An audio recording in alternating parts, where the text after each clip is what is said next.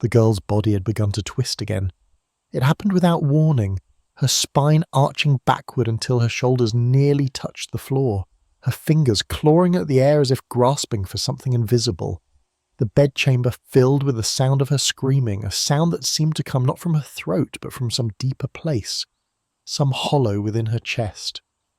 Her sisters watched from the doorway, their faces pale in the candlelight, their own bodies beginning to tremble. Outside, beyond the manor's stone walls, the November wind scraped across the Huntingdonshire fields, carrying with it the smell of turned earth and coming frost. The physician had left hours ago, his remedies worthless, his face troubled. The priest had prayed until his voice gave out, and now, in the dying light of that autumn evening, in 1589, as the girl's convulsions finally subsided into exhausted weeping, her father stood at the window and wondered what manner of evil had entered his home. In the village below, smoke rose from a simple cottage where an old woman lived with her daughter and husband, unaware that their names had already been spoken in that darkened chamber, unaware that the accusation had been made, unaware that the machinery of judgment had begun its slow and terrible turning. The candles guttered, the girl slept, and in the silence that followed, the future of 3 souls was quietly, irrevocably sealed. Chapter 1. The Throckmorton Manor. Good evening and welcome to the Bedside Historian. The night is quiet now, and the world has grown small around you. Wherever you are listening from, whatever hour marks your clock, let the present fade for a time. We journey backward, tonight, to an England of cold stone and colder certainty, to a place where fear wore the mask of faith and justice moved with the weight of iron. If you find comfort in these shadows of the past, if these whispers from history help guide you toward rest, please subscribe to this channel.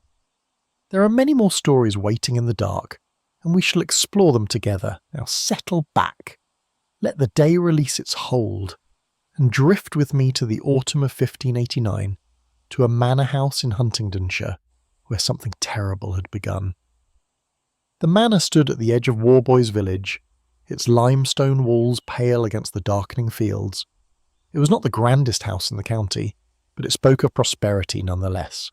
Tall windows with leaded glass, a courtyard paved with fitted stone, chimneys that rose like fingers against the evening sky. This was the home of Robert Throckmorton, a gentleman of good family and comfortable means, a man whose name carried weight in the parishes surrounding Huntingdon. His wife, whose Christian name the records have not preserved with clarity, managed a household of daughters and servants, maintaining the order expected of women in her station. The house itself breathed with the rhythms of late Elizabethan domesticity. The clatter of pewter in the kitchen, the rustle of skirts on wooden stairs, the smell of beeswax and herbs and wood smoke that filled every corner when the fires were lit against the autumn chill. November had come early that year, the harvest was gathered, and the fields lay bare, the stubble dark against soil that would soon freeze. In the orchards beyond the manor grounds, the last apples hung shriveled on bare branches, and the hedgerows had turned the colour of rust. The days grew short. By late afternoon the sun already touched the horizon, spilling orange light across the landscape before vanishing entirely, leaving the world to darkness and stars. It was a season of turning inward, of hearth and candle, of long nights when families gathered close and the cold pressed against every wall. In such a season, in such a house, surrounded by comfort and the assurance of God's favour, the Throckmorton family should have known peace. Instead, they knew only growing dread. The affliction had begun with Jane, the eldest daughter still residing in the household, but she was perhaps 10 years of age, though the exact year of her birth remains unrecorded in the surviving accounts. What is known is that she was a child of apparent health and ordinary disposition until the autumn of that year, when something began to happen to her body that neither her parents nor the household could explain. It started simply enough, a complaint of feeling unwell, a reluctance to eat, a pallor that settled over her features and would not lift. Her mother attributed it to the changing season, to the humours of a growing child, to any of the small ailments that visited young bodies without warning. But the symptoms did not pass. Instead, they deepened. Jane began to suffer fits. They came without warning, seizing her in the middle of tasks or prayers or meals. Her body would go rigid, her eyes rolling back until only the whites showed, and then the convulsions would begin. Her limbs would thrash, her spine would arch, and sounds would tear from her throat that seemed inhuman in their anguish. The household servants would rush to hold her down, to keep her from injuring herself against the furniture or the stone floor, while her mother called for cloths and her father sent riders for the physician. When the fits passed, Jane would lie exhausted and weeping, unable to explain what had happened to her, able only to whisper that something dark had taken hold of her, that she felt hands upon her though no hands were visible, that voices spoke in her ear though the room stood serious. The physician came from Huntingdon, a man trained in the medical wisdom of the age, carrying his bag of herbs and instruments and the authority of his learning. He examined the girl with care, checking her pulse, studying her tongue and eyes, asking questions about her diet and her dreams. He prescribed the remedies that were standard for such cases: herbal draughts to balance the humours, poultices to draw out evil influences, bloodletting to reduce the heat in her veins. The family followed his instructions precisely. They prepared the medicines. They held the girl still while the lancet opened her arm. They prayed over her as the blood dripped into pewter bowls. Nothing helped. The fits continued, and if anything, they grew worse. By the middle of November, Jane's 4 sisters had begun to show similar symptoms. The second daughter fell into convulsions during evening prayers, her body seizing so violently that 2 servants were required to restrain her. Within days, the third daughter succumbed, then the 4th, then the 5th. The manor had become a house of affliction, where screaming echoed through the halls at all hours, where the sound of thrashing bodies and desperate prayers formed a constant accompaniment to daily life. The servants grew frightened. Some whispered that the house was cursed. Others spoke more quietly of witchcraft, though none dared say it loudly while the master and mistress might hear. Robert Throckmorton was not a man given to superstition. He was educated, rational, a member of the minor gentry who prided himself on clear thinking and proper Christian faith. But he could not deny what he witnessed. 5 daughters, all falling into the same inexplicable torment, all suffering fits that no physician could cure and no prayer seemed to ease. He stood in the great hall of his home, surrounded by the evidence of his prosperity. The carved furniture, the tapestries on the walls, the silver plate displayed on the sideboards, and felt utterly helpless. His household, his family, the very core of his authority and protection, was under assault from something he could not see and did not understand. In the hierarchy of Elizabethan England, a man's ability to govern his household was the foundation of all other order. If he could not protect his own daughters beneath his own roof, what manner of man was he? The priest came more frequently now, a man from the parish church whose name the records have preserved as Dr. Dorrington. He was a clergyman of the established church, trained at university, versed in scripture and in the proper forms of prayer. He brought holy water and spoken blessings, the rituals that were meant to drive out evil influences and restore godly order. He prayed over each girl in turn to ear, making the sign of the cross above their trembling forms, speaking the words that had been spoken for centuries against the forces of darkness. Sometimes the girls seemed to calm under his ministrations. More often they reacted with renewed violence, their fits intensifying in his presence, their screams growing louder as if something within them recoiled from the holy words. It was during one of these pastoral visits that the first accusation was spoken. Jane, the eldest, had fallen into another fit. Her body twisted on the bed while her mother and sisters watched in helpless anguish. Dr. Dorrington stood at the bedside, his prayer book open, his voice steady as he recited the words of protection and exorcism. And then, in a moment of sudden clarity between convulsions, Jane opened her eyes and spoke. Her voice was thin and strained. barely more than a whisper, but every person in that chamber heard her words with perfect clarity. She said a name. She said that she saw a figure standing at the foot of her bed, an old woman dressed in dark clothing watching her with malevolent intent. She said that this woman was the source of her torment, that this woman had cursed her and was even now tormenting her spirit. The name she spoke was Alice Samuel. The room fell silent. Everyone present knew the name. Alice Samuel was a neighbour, an elderly woman who lived in the village with her husband and grown daughter. She was not wealthy, her cottage was simple, her clothing plain, her station humble, but she was known to the Throckmortons, as all villagers were known to the local gentry. There had been no quarrel between the families, no dispute or grievance that anyone could recall. Yet now, from the mouth of a convulsing child, came the accusation that would set in motion all that followed. Robert Throckmorton stood by the window as his daughter spoke the name. Outside, the November twilight had deepened to full dark. The fields beyond the manor were invisible now, swallowed by night. Somewhere in that darkness, in a cottage at the edge of the village, Alice Samuel sat by her own fire, unknowing. The accusation had been made, the word had been spoken. And though no one in that chamber could have known it then, the machinery of judgment had begun its work.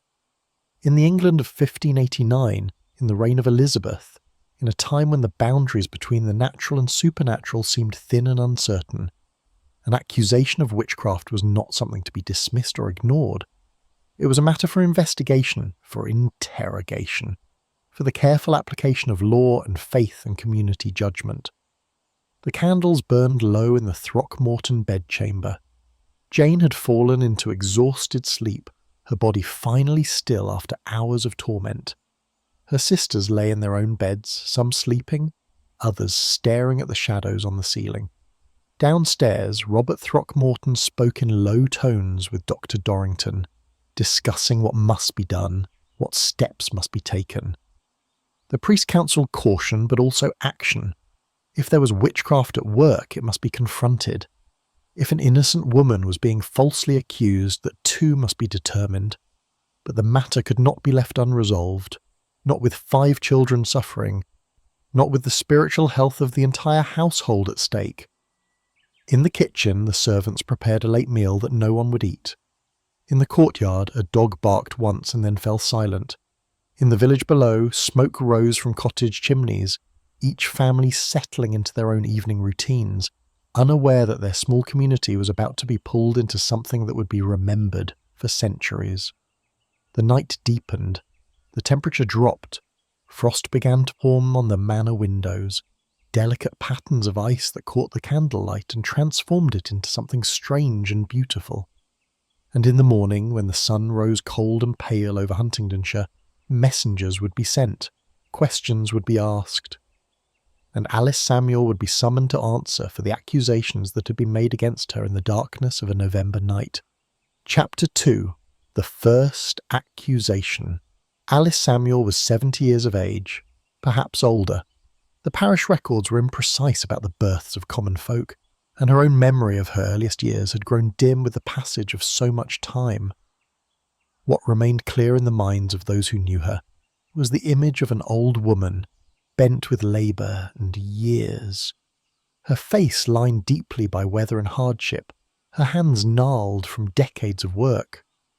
She lived in a cottage at the edge of Warboys village with her husband John, a man of similar age, and their daughter Agnes, a woman grown but unmarried, who had remained in her parents' household to care for them in their declining years.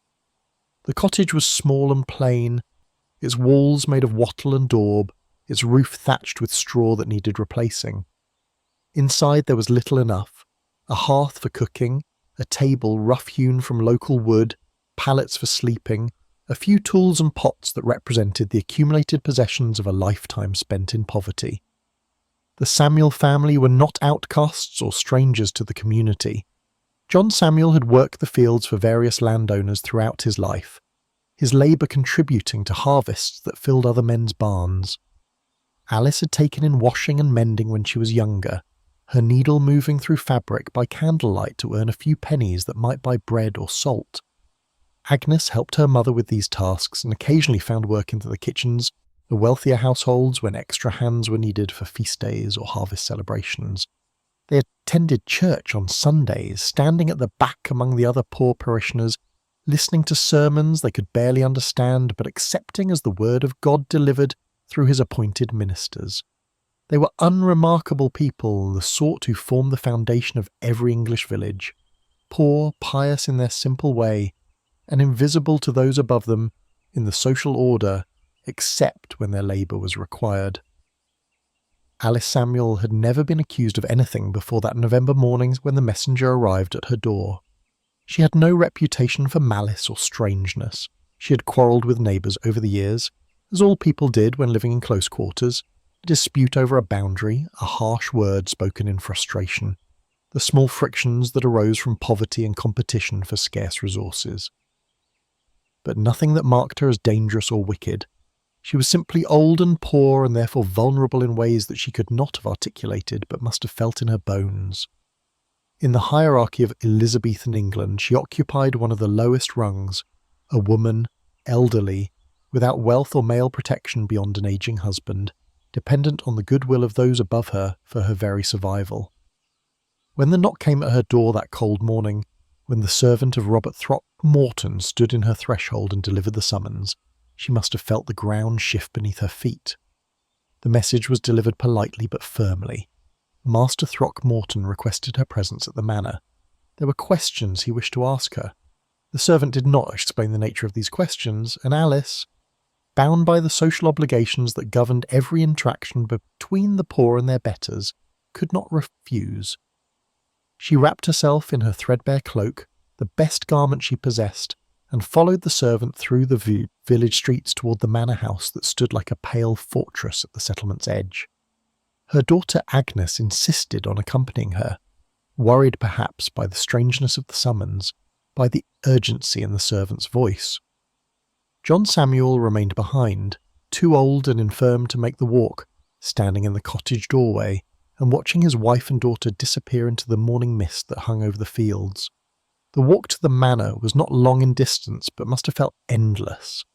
Alice's aged legs carried her slowly up the road that separated her world from that of the Throckmortons. With each step, the social distance grew more pronounced. The cottage she left behind represented everything she knew. Hardship and hunger, yes, but also familiarity and a small measure of autonomy within her poverty. The manner she approached represented power, judgment, the ability to shape her fate according to rules she did not fully understand. The servant walked ahead, not unkindly but without conversation, maintaining the proper distance between his station and hers. Agnes walked beside her mother, their feet crunching on the frozen ground, their breath visible in the cold air. Neither woman spoke. What was there to say? They had been summoned, and they would obey, because obedience was what their place in the world required. They were shown into the great hall of the manor, a space that must have seemed vast to women who lived in a single room. The ceiling rose high above them, supported by dark beams. Tapestries hung on the walls, their woven images depicting biblical scenes and hunting parties. A fire burned in the great hearth, its warmth a sharp contrast to the cold that had seeped into their bones during the walk. But there was no comfort in that warmth, no welcome in that grandeur. The hall felt hostile, a space designed to remind visitors of their insignificance. Alice and Agnes stood near the door, uncertain whether to move further into the room, waiting for instruction or dismissal. Robert Throckmorton entered through a side door, and with him came Dr. Dorrington, the parish priest. The master of the house looked tired, his face drawn with worry and sleeplessness. He regarded the two women for a moment in silence, his gaze moving from Alice's lined face to Agnes's younger, but equally worn features. Then he spoke. His voice was measured, controlled, but underneath ran a current of something harder, anger perhaps, or fear, or the desperate need to find an explanation for what had befallen his household. He told Alice Samuel that his daughters were afflicted with fits and convulsions. He told her that physicians had been unable to cure them, that prayers seemed to bring only temporary relief. And then he told her that his eldest daughter, Jane, had named her as the cause of their suffering. The words hung in the cold air of the great hall. Alice Samuel stood motionless, her face registering confusion and then something like terror. She was being accused of witchcraft. The word itself was not spoken at first, but its presence filled the space between them like smoke. In England in 1589, witchcraft was both a sin against God and a crime against the crown. The Witchcraft Act of 1563 had made it a felony to invoke evil spirits or use witchcraft to kill or injure any person. A first offence could bring a year in prison.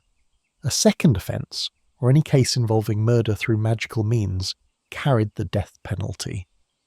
These were not abstract laws, they were enforced, and people had hanged for such crimes. Alice Samuel, standing in that grand hall with her daughter beside her, must have understood immediately the peril she faced. She denied the accusation. Her voice was thin and shaking, the voice of an old woman confronting forces she could neither control nor comprehend. She swore before God that she had done nothing to harm the Throckmorton children, that she possessed no evil powers, that she was a good Christian woman who had never trafficked with the devil or his servants. Agnes added her voice to her mother's, insisting on Alice's innocence, begging Master Throckmorton to believe that some terrible mistake had been made, but their words seemed to have little effect. Robert Throckmorton listened with the expression of a man who wanted to believe but could not afford to, not when his daughters lay upstairs in torment, not when the accusation had been made so clearly and so specifically. Dr. Dorrington stepped forward, his role as spiritual advisor requiring him to probe more deeply. He questioned Alice about her faith, about her attendance at church, about her knowledge of prayers and scripture. These were dangerous questions. The religious upheavals of the previous decades had left England in a state of careful orthodoxy, where deviation from the established forms could mark one as a heretic or worse. Alice answered as best she could, reciting the Lord's Prayer and the Apostles' Creed in the manner she had learned, stumbling occasionally over the Latin phrases that still lingered in the liturgy despite the reforms. Her pronunciation was rough, her memory imperfect, but she demonstrated the knowledge expected of any Christian parishioner. Dr. Dorrington noted her answers but seemed unconvinced. The evidence of the afflicted children weighed more heavily than the protestations of an accused woman. Then came the test that would be repeated many times in the weeks ahead. Robert Throckmorton asked Alice to accompany him to the chambers where his daughters lay. He wanted to see what would happen when the accused witch stood before her supposed victims. Alice could not refuse. To refuse would be to admit guilt, to confirm the suspicion that already clouded every face in that hall. She followed the master of the house up the wooden stairs, her daughter behind her, her heart surely pounding with dread at what awaited above. The stairs creaked under their feet. Somewhere in the upper rooms a girl's voice cried out in pain or fear. And Alice. Samuel climbed toward a confrontation that would seal her fate. The bedchamber was dim despite the morning hour, the curtains drawn against the cold. 5 girls lay in various states of distress, some sleeping fitfully, others staring at the ceiling with wide eyes, one rocking back and forth and whimpering. When Alice entered the room, the reaction was immediate and violent. Jane Throckmorton, who had been lying quietly, suddenly began to convulse. Her body arched off the bed, her limbs flailing, her voice rising in a scream that seemed torn from the depths of her being. One by one her sisters joined the chorus. Within moments, all 5 girls were writhing and shrieking, their eyes fixed on Alice Samuel as if she were a demon manifested in their midst. Alice stood frozen, horrified by the scene before her. She had done nothing, she had merely entered the room at the master's request. Yet here was the evidence of her guilt displayed with undeniable force. How could this be explained? How could 5 children, all of good family and Christian upbringing, react with such terror and anguish to her presence if she were truly innocent? The logic was compelling, especially to people steeped in the belief that the invisible world pressed close against the visible, that demons and witches moved through the shadows, that evil was not an abstraction but a present and active force. Agnes tried to defend her mother, crying out that this was madness, that her mother was innocent, but her voice was lost beneath the screaming of the children. Robert Throckmorton watched with the expression of a man having his worst fears confirmed. Dr. Dorrington made notes, his face grave, his mind already turning to the theological implications of what he witnessed. The servants who had gathered at the doorway crossed themselves and whispered prayers, and Alice Samuel, standing in the centre of that chaos, began to weep. She was 70 years old. She had lived a hard life of labour and poverty, never asking for more than bread and shelter and the mercy of God. Now she stood accused of the darkest crime imaginable, and the evidence against her seemed to grow stronger with every passing moment. The children continued to scream, the shadows deepened in the corners of the room, and the cold November light that filtered through the windows illuminated a scene that would be recounted in courtrooms and chronicles, a scene that would help condemn 3 souls to the gallows.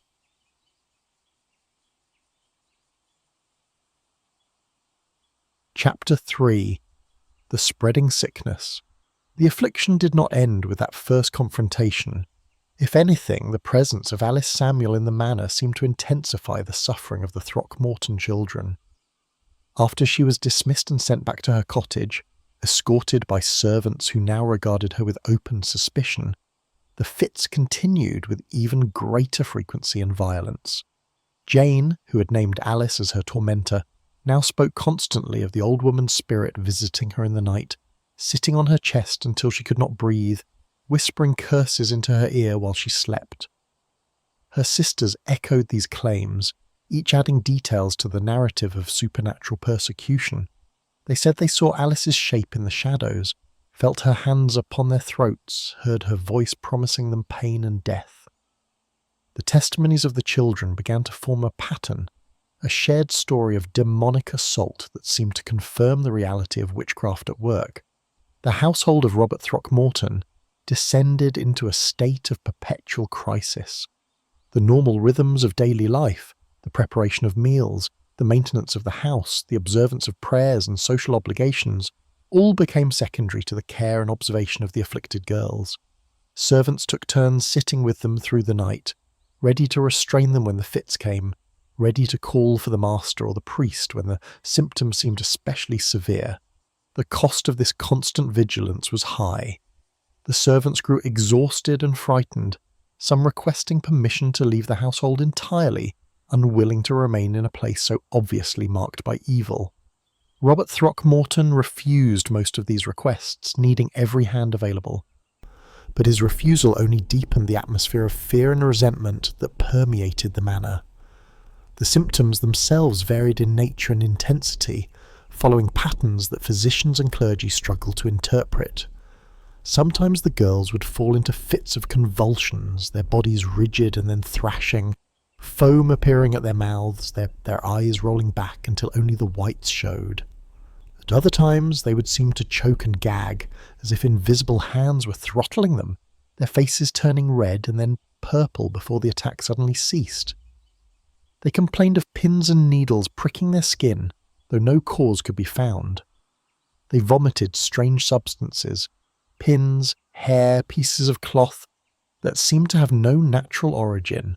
They spoke in voices that their families did not recognize, uttering phrases that seemed blasphemous or nonsensical, and through it all they continued to name Alice Samuel as the author of their misery. Dr. Dorrington visited the manor almost daily now, his role as spiritual physician becoming as important as any medical intervention. He led prayers over the children, sometimes for hours at a stretch, invoking the protection of Christ and the saints against the forces of darkness. He sprinkled holy water on their bodies and around their beds. He read scripture aloud, particularly passages dealing with demons and exorcism, searching for some combination of words that might break the spell that held them. Sometimes these ministrations seemed to help. A girl would calm, her breathing would ease, and for a few hours or even a full day she might seem recovered. But then the fits would return, often with renewed violence, as if the evil afflicting them was angered by the attempts to drive it away. The physical toll on the children was severe. They grew thin from their inability to eat properly, their bodies weakened by the constant convulsions. Their skin took on a greyish pallor. Dark circles appeared beneath their eyes from sleeplessness and strain. Jane, the eldest and the one most severely affected, began to show signs of a deeper decline. She spoke less when not in the grip of her fits, her gaze becoming distant and unfocused. Her mother feared for her life, watching her waste away despite every effort to nourish and comfort her. The other 4 girls followed similar trajectories, each declining at her own pace, each adding to the portrait of a household under siege from invisible forces. Word of the affliction spread beyond the manor walls. In a village as small as Warboys, secrets were impossible to keep. Servants talked to family members, who talked to neighbours, who talked to the priest, who mentioned it to other clergy in the region. Within weeks, the story of the bewitched Throckmorton children had become known throughout Huntingdonshire and beyond. Other families began to watch their own children with heightened anxiety, fearful that the contagion, whether natural or supernatural, might spread. Mothers inspected their daughters for signs of fits or of strange behaviour. Fathers questioned whether they had unknowingly offended someone who might possess the power to curse their households. The fear that infected the Throckmorton manor began to seep outward, touching the broader community with the cold hand of suspicion. Alice. Samuel, meanwhile, remained in her cottage, but her life had been fundamentally altered by the accusation. Neighbours who had once greeted her in the street now crossed to the other side to avoid her. Children who had played near her door were called away by anxious parents. The woman who had once hired her for washing and mending now refused her work, unwilling to have a suspected witch handling her family's clothing. John Samuel, her husband, found that men who had once shared ale with him now turned away when he approached. Agnes, their daughter, discovered that the tentative acceptance she had enjoyed in the community had evaporated overnight. The Samuel family had become pariahs, marked by an accusation they could neither disprove nor escape. The isolation was not merely social, but economic. The small income that Alice and Agnes had earned through their labour dried up almost immediately. No one would employ them, no one would trade with them, no one would extend the small courtesies that made survival possible for the poor. They lived on what little food remained in their cottage, stretching each meal thinner, rationing the firewood that would keep them warm through the approaching winter. John Samuel, too old to work in the fields, could contribute nothing. They were trapped in their cottage, prisoners of an accusation that hung over them like a sentence already passed, waiting only for the formal machinery of justice to complete what the community had already decided. Yet Alice Samuel did not flee. This fact would later be noted by those who prosecuted her. Used as evidence either of her innocence, a guilty witch would have run, or of her confidence in dark powers that made flight unnecessary. The truth was likely simpler and more tragic. She was 70 years old, without resources, without connections beyond the village that now shunned her. Where could she go? How could she survive on the roads in winter? An old woman with an old husband and a daughter who had never travelled beyond the boundaries of her home parish. Flight would have meant certain death from exposure or starvation. Staying meant facing whatever judgment would come, but at least doing so with a roof overhead and the faint hope that somehow the truth would prevail. So she stayed, and she waited, and each day that passed seemed to draw the noose tighter around her neck. In the manor, the children's accusations grew more specific and more dramatic. They began to describe in detail the visits they received from Alice Samuel's spirit. They said she came to them at night, flying through the air or walking through walls, accompanied sometimes by cats or toads or other creatures that served as her demonic familiars. They said she tormented them with pinches and scratches, that she threatened them with death if they did not cease their prayers. They said she had made a pact with the devil, and that she had promised their souls to him in exchange for her powers. These testimonies were recorded carefully by Dr. Dorrington and by Robert Throckmorton, written down in the language of the time, preserved as evidence that would later be presented in court. The girls also began to exhibit behaviour that suggested demonic possession rather than simple bewitchment. They would speak in voices that were not their own, claiming to be the spirits that Alice Samuel had sent to torment them. These spirits had names. Some gave themselves titles like Pluck or Catch or White, and that they spoke through the girls' mouths, taunting the household, boasting of their power, and confirming Alice Samuel's guilt through their own testimony. To the Elizabethan mind, steeped in belief in the reality of the spiritual realm, these manifestations were not symptoms of illness or trauma, but evidence of genuine supernatural activity. The children were not merely sick, they were battlegrounds in a cosmic war between good and evil, between God and Satan, between the faithful and the witch who had sold her soul. Dr. Dorrington attempted what amounted to exorcism, though the Church of England officially rejected such Catholic practices. He commanded the spirits to identify themselves and to depart in the name of Christ. Sometimes the spirits would seem to obey, the girls falling into exhausted calm after hours of struggle. But they always returned. The battle was ongoing, a daily siege that wore down everyone involved. Robert Throckmorton wrote letters to authorities in Huntingdon, describing the situation and asking for guidance. He contacted other clergy seeking advice on how to proceed against a witch who seemed immune to standard spiritual remedies. And he waited, caring for his daughters as best he could, watching them waste away, and growing ever more certain that only the removal of Alice Samuel from the world would end their suffering. The winter deepened.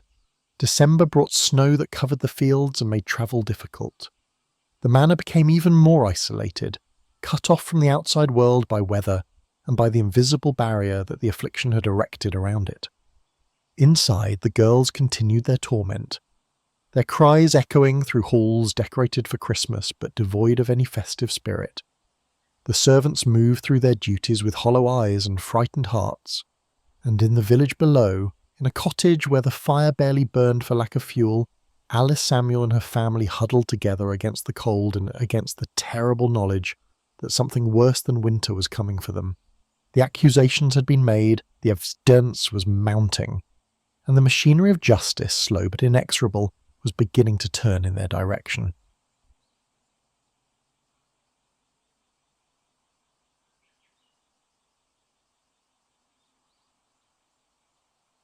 Chapter 4. The Summons. The new year of 1590 brought no relief to the Throckmorton household.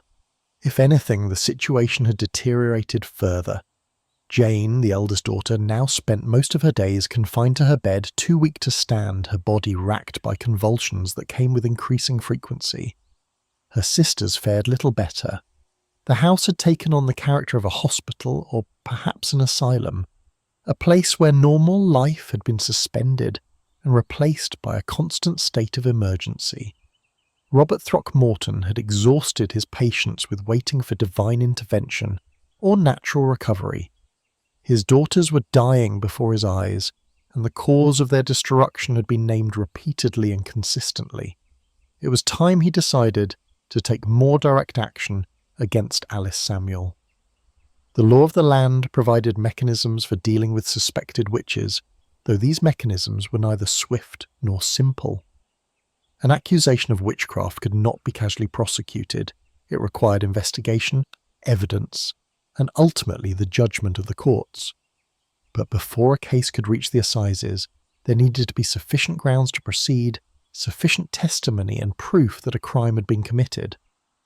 Robert Throckmorton, as a gentleman of standing, had the authority to initiate this process.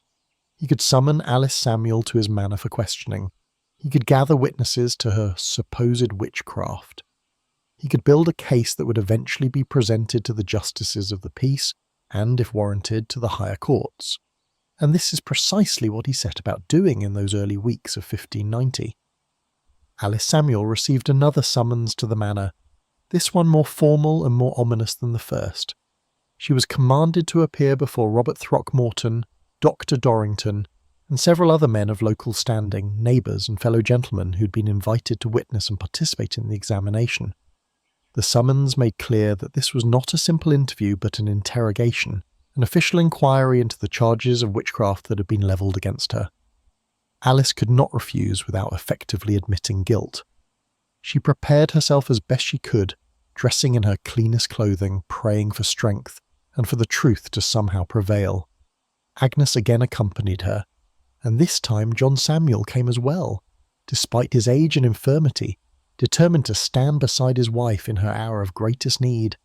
They arrived at the manor on a cold January morning, when frost still clung to the ground despite the risen sun. The great hall had been prepared for the examination, with chairs arranged in a semicircle facing a single stool where the accused would sit. A table held writing materials, paper, ink, quills, where a clerk would record the proceedings for future reference. The fire in the great hearth had been built up, but the warmth did not reach the centre of the room where Alice would sit. The arrangement was deliberately formal, designed to emphasise the seriousness of the proceedings and the power imbalance between the accused and her judges. Robert Throckmorton presided over the examination with Dr. Dorrington at his side. Also present were several other gentlemen whose names the records preserve, men of property and education who would serve as witnesses to whatever was said and done. They represented the authority of the community, the collective judgment of those who held power in the parish and the county. Alice Samuel sat on the stool in the centre of their attention, a small and frail figure surrounded by men who loomed over her in station and in physical presence. Her husband and daughter stood near the door, permitted to be present but not to speak unless spoken to, observers to a process that would determine the fate of their family. The examination began with questions about Alice's life and habits. Where had she been born? How long had she lived in Warboys? What was her occupation? Who were her friends and associates? These questions seemed innocent enough, establishing basic facts, but they were designed to elicit information that might later be used against her. Every detail of her life was now potentially significant. Every friendship might be evidence of a conspiracy. Every idle word she had spoken in the past might be recalled and reinterpreted as evidence of malice or supernatural knowledge. Alice answered carefully, aware that each word was being weighed and recorded, but her answers were simple because her life had been simple. She was a poor woman who had lived in the village for decades, working when work was available, attending watch, causing no trouble that anyone could name. Then the questions turned to matters of faith. Dr. Dorrington took the lead in this portion of the examination, his theological training making him the appropriate interrogator on spiritual matters. He asked Alice to recite the Lord's Prayer, to repeat the Apostles' Creed, to demonstrate her knowledge of Scripture and Christian doctrine. She did so, stumbling occasionally over the words, her voice shaking with nervousness, but completing the recitations well enough to show that she was no heretic or Catholic recusant. Yet even these demonstrations of orthodox faith seemed insufficient to satisfy her interrogators. Dr. Dorrington pressed her on subtle points of theology, asking questions about the nature of evil, about the power of the devil, about the existence of witches and demons. Was it possible, he asked, for a person to make a pact with Satan? Could the devil grant powers to those who served him? Did she believe that witches existed, that they could harm others through supernatural means? These were dangerous questions, traps laid in the language of theology. If Alice denied the existence of witches, she would be contradicting scripture and church teaching, marking herself as potentially heretical. If she affirmed their existence, she would be validating the very framework within which she was being accused. She tried to navigate between these perils, saying that she believed what the church taught, that she knew witches were mentioned in the Bible and therefore must exist, but that she herself was not one and had never sought any congress with evil spirits. Her answers were reasonable, but reason was not what her interrogators were seeking. They were building a case, accumulating statements that could be interpreted as evidence, laying the groundwork for the eventual prosecution. The examination continued for hours. Alice was not permitted to leave her stool, not offered food or drink, not given any respite from the relentless questioning. Her interrogators took turns, one picking up where another left off, probing for contradictions, pressing her on details, demanding that she explain the suffering of the Throckmorton children. If she was innocent, how did she account for the fact that the children named her specifically? If she possessed no evil powers, why did the children suffer worse fits in her presence? If she had done nothing wrong, why did the spirits that possessed the girls speak of her as their mistress? These questions had no good answers. no responses that would satisfy men who had already decided her guilt. Alice could only repeat her denials, her voice growing weaker, her body sagging with exhaustion, while her judges sat comfortable in their chairs and recorded her every word. At one point during the examination, the Throckmorton children were brought down from their chambers to confront Alice directly. This was done deliberately, to provide visible proof of her effect upon them. The girls were led into the great hall, some walking on their own, others supported by servants.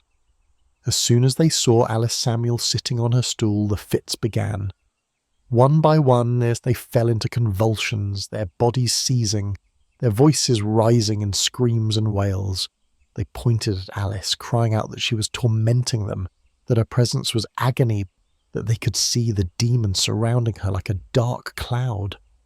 The scene was chaotic and terrible. The screaming children, the alarmed servants, the grim-faced gentleman taking notes. And at the centre of it all sat Alice Samuel, weeping now, protesting her innocence, even as the evidence of her guilt writhed and shrieked before her. The interrogators demanded that Alice touch the children. There was a belief, widely held in the period, that a witch's touch could either cause or cure affliction, that physical contact would reveal the truth of the supernatural connection. Alice was forced to approach each convulsing girl and place her hand upon them. The results were inconsistent. Sometimes a child seemed to calm at her touch, more often the fit intensified.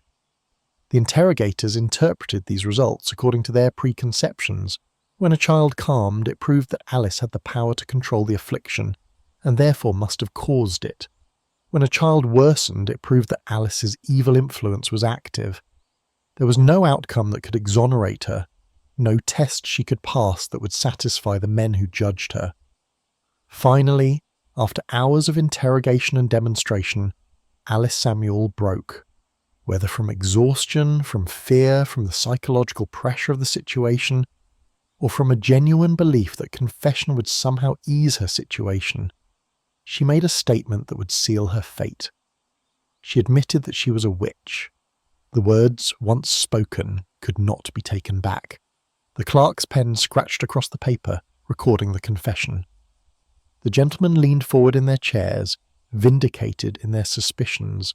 The children, as if on cue, fell silent and still, their fits ceasing abruptly now that the witch had acknowledged her guilt. Alice Samuel sat on her stool, her head bowed, her body shaking, and knew that she had just pronounced her own death sentence. But even as the confession was recorded, Alice seemed to retract it. Within moments of making the admission, she began to deny it again, saying that she had spoken falsely, that she was not a witch, that she had been confused and frightened into saying what her interrogators wanted to hear. This retraction was also recorded, but it carried less weight than the initial confession. In the legal thinking of the time, a confession was powerful evidence, especially when made before witnesses of good standing. A retraction could be dismissed as the work of the devil, who would naturally want to prevent the exposure of his servant. The damage was done. The confession existed in the written record, witnessed and sworn to, and it would be carried forward to the next stage of the legal process. The examination concluded with Alice, John, and Agnes Samuel being placed under a form of house arrest. They were not yet formally imprisoned, but they were forbidden to leave the village and were required to make themselves available for further questioning at any time. The Hardys were not placed at their cottage, but the community itself served as their jailer, every neighbour watching, every movement noted, any attempt to flee immediately reported. The Samuel family returned to their home as the winter afternoon faded into evening, walking through streets where people stopped and stared, marked now not just by accusation but by confession. Inside their cottage, with the door closed against the cold and the hostile world, they huddled together and tried to understand what had happened. Alice wept. John raged against the injustice. Agnes tried to comfort them both while her own heart filled with dread. The examination was over, but the ordeal had only just begun. Chapter 5. The Lady Cromwell. Winter held Huntingdonshire in its grip through the early months of 1590. But the cold that gripped the hearts of those involved in the Warboys case had nothing to do with the weather. News of Alice Samuel's confession, however briefly given and quickly retracted, spread through the network of gentle families that governed the region. The case had become a matter of interest not merely to the immediate community, but to those of higher station who watched such matters with concern for both spiritual welfare and social order. Among those who took particular interest was Lady Cromwell, wife to Sir Henry Cromwell, a man whose family name carried considerable weight in the affairs of Huntingdonshire and beyond. The Cromwell family were not merely gentry but nobility of a sort, their lineage stretching back through generations of landholders and political figures. Sir Henry Cromwell held the title of Golden Knight, a designation that marked his family's prominence, and he served in various capacities in the governance of the county. His wife, whose Christian name was Elizabeth, though the records sometimes obscure this detail, was a woman of education and strong religious conviction, concerned deeply with matters of faith and the proper ordering of Christian society. When word reached her of the afflicted Throckmorton children and the suspected witch who had confessed to tormenting them, she felt both obligation and curiosity draw her toward Warboys. The Throckmortons were known to her, fellow members of the class that ruled the countryside, and their suffering demanded attention from those with the means to help. Lady Cromwell arrived at the Throckmorton manor on a day in late January, when the sky hung low and grey over the frozen fields. She came with a small retinue of servants, as befitted her station, travelling in a coach that spoke of wealth and status. Her purpose was ostensibly to offer comfort to the afflicted family, and to see for herself the situation that had caused such distress throughout the county. But there was more to her visit than simple charity. Lady Cromwell was a woman of strong opinions about witchcraft, believing some lay in its reality, and in the necessity of rooting it out wherever it appeared. She had read the texts that circulated among educated Christians about the nature of demonic activity, the methods of witches, and the proper responses to supernatural evil. She came to Warboys not merely as a sympathetic visitor, but as someone prepared to confront the darkness that had invaded a Christian household. Robert Throckmorton received Lady Cromwell with all the deference her station required. The manor had been prepared for her arrival. The great hall warmed and arranged to accommodate a guest of her importance. The afflicted children were made presentable, their hair combed and their clothing cleaned, despite the difficulty of managing girls who spent much of their time in fits and convulsions. Lady Cromwell was shown into the house and offered refreshment, which she accepted with grace. She inquired after the health of the family, expressed her sympathy for their trials, and asked to see the children whose suffering had prompted her journey.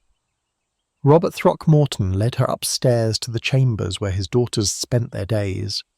The children were in varying states of distress when Lady Cromwell entered. Some lay quietly in their beds, exhausted from recent fits. Others rocked back and forth, whimpering or singing strange songs in voices that seemed not quite their own. Jane, the eldest, fixed Lady Cromwell with a stare that made the noblewoman pause. There was something in the girl's eyes that seemed both present and absent, as if she were looking at Lady Cromwell while simultaneously seeing something else, something invisible to others in the room. Lady Cromwell, however, was not a woman easily unnerved. She approached Jane's bedside and spoke to her directly, asking how she fared and what troubled her. Jane's response was immediate and dramatic. She began to convulse, her body arching off the bed, her hands clawing at the air.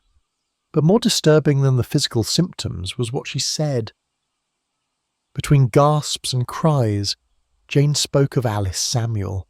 She said the witch was present in the room even now, invisible to others but visible to her, standing in the corner and grinning with malice. She said that Alice Samuel had boasted of her power, that she had claimed the protection of dark forces that no earthly authority could overcome. And then Jane turned her gaze directly to Lady Cromwell and spoke words that carried a tone of prophecy or curse. She said that Lady Cromwell herself was in danger, that Alice Samuel resented her interference, that the witch would bring harm to any who sought to oppose her. Lady Cromwell heard these words with a mixture of concern and determination. She was not a woman to be threatened, whether by human adversary or supernatural force. She asked Robert Throckmorton to send for Alice Samuel immediately.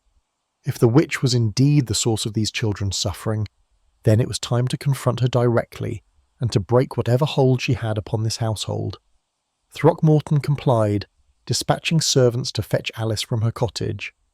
While they waited, Lady Cromwell moved among the other children, speaking words of comfort, praying over them, trying to bring some measure of peace to their tormented state. The girls responded variously. Some seemed to calm at her presence. Others grew more agitated, all of them watching her with eyes that seemed to see more than a visiting noblewoman. Alice Samuel arrived at the manor within the hour, summoned once again to face her accusers. But this time the circumstance was different. This time she stood before not merely the Throckmortons and their household, but before a woman of genuine power and influence.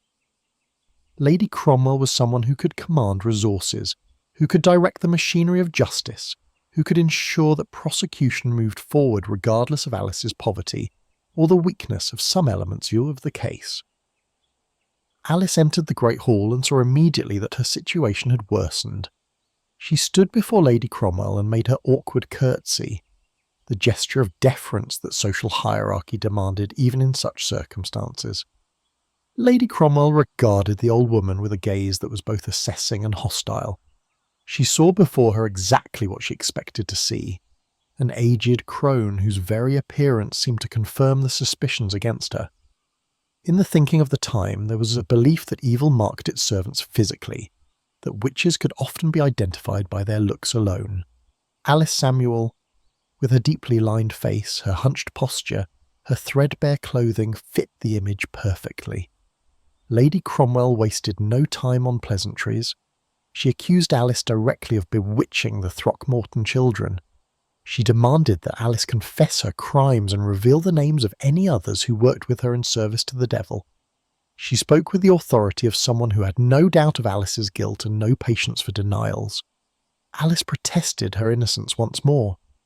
She said she was a poor Christian woman who had done no harm to anyone. She said the confession that had been recorded was false, extracted under duress and immediately retracted. She begged Lady Cromwell to believe her, to see that some terrible mistake had been made, to use her influence to protect rather than prosecute. But Lady Cromwell was unmoved. She had seen the children's fits, had heard their accusations, had felt in her own spirit the presence of evil in that house. She told Alice that her denials were worthless, that the evidence against her was overwhelming, that continued lies would only ensure harsher judgment when the case came to trial. Then Lady Cromwell did something that the records preserve as a moment of particular significance. She pulled a pair of scissors from her clothing and approached Alice Samuel. Before Alice could react, Lady Cromwell reached out and cut a lock of hair from the old woman's head. This act was not random violence, but deliberate ritual. There was a widespread belief that a witch's hair contained power, that burning it or keeping it could break curses or protect against malevolent magic. Lady Cromwell took the lock of grey hair and declared that she would keep it as protection against any harm Alice might try to bring upon her. The symbolism was clear. Lady Cromwell was claiming power over Alice, demonstrating that she would not be intimidated or threatened, that she stood as an adversary to be feared. Alice Samuel recoiled from the act, her hand going to her head where the hair had been cut. The violation was both physical and symbolic, a demonstration of her powerlessness before those who judged her. Lady Cromwell turned away from Alice and addressed Robert Throckmorton, instructing him to pursue the case vigorously, to gather all evidence, to ensure that justice was done regardless of any sympathy for the accused's age or apparent frailty. She promised her own support, both material and political, in seeing the matter through to its conclusion. Then she took her leave, departing the manor, with the lock of Alice's hair wrapped in cloth and tucked into her belongings, a trophy or talisman of her confrontation with alleged evil. Alice Samuel was dismissed back to her cottage, but the encounter had shaken her deeply. To be confronted by Lady Cromwell was to face an opponent of far greater power than the Throckmortons alone. The involvement of someone at that level of society meant that the case would not be allowed to fade away, that resources would be devoted to prosecution, that the full weight of law and authority would be brought to bear. Alice returned home and told her husband and daughter what had happened. They understood immediately that their situation had become far more dire. Lady Cromwell's involvement marked a turning point, an escalation that moved the case from local dispute to matter of county-wide concern. The days following Lady Cromwell's visit brought no relief to anyone involved. The Throckmorton children continued to suffer their fits, though some observed that the symptoms seemed to intensify whenever Alice Samuel was mentioned, or whenever her name was spoken in prayer. This was taken as further evidence of the supernatural connection between the witch and her victims. Alice herself began to show signs of the strain she was under. She aged visibly in those weeks, her face growing more gaunt, her movements more hesitant, her spirit crushed under the weight of accusation and isolation. John Samuel and Agnes did what they could to support her, but they too were suffering from hunger, from fear, from the knowledge that their family stood on the brink of destruction. Then, in mid-March, news arrived that struck like a thunderbolt through the community. Lady Cromwell had fallen ill. The sickness had come upon her suddenly, without warning, and had progressed with alarming speed. She suffered from fever, from weakness, from symptoms that her physicians could not explain or treat effectively. Within days of taking to her bed, her condition became critical. Servants whispered that she spoke in her delirium of Alice Samuel, that she claimed to see the witch standing at her bedside, that she blamed her illness on the curse of the woman whose hair she'd cut. Dr. Dorrington and other clergy were summoned to pray over her, but their prayers seemed as ineffective as they had been for the Throckmorton children. Lady Cromwell's decline was swift and merciless. She died on the 10th day of April in the year 1590, less than 3 months after her confrontation with Alice Samuel at the Throckmorton manor. Her death sent shockwaves through the county and beyond. A woman of her station, her health, her vigour, did not simply fall ill and die within weeks without cause. The timing was too perfect, too obviously connected to her involvement in the witchcraft case. Those who had doubted the reality of Alice Samuel's powers now found their scepticism shaken. Those who had believed in her guilt now saw confirmation written in the death of a noble woman who had dared to oppose her. The case that had been about the suffering of children was now also about murder, about the use of witchcraft to kill someone who had attempted to expose and confront it. Sir Henry Cromwell was devastated by the loss of his wife, but his grief quickly transformed into determination for justice. He made it known that he would support the prosecution of Alice Samuel to the fullest extent, that he would see the witch hanged for what she had done to his beloved Elizabeth. The death of Lady Cromwell changed the nature of the case fundamentally. What had been a matter of bewitchment and affliction was now also a matter of homicide. Under the Witchcraft Act, causing death through magical means was a capital offence, punishable by hanging without possibility of mercy. Alice Samuel, already accused of tormenting children, was now accused of murdering a noblewoman. The path to the gallows had become not just possible, but inevitable.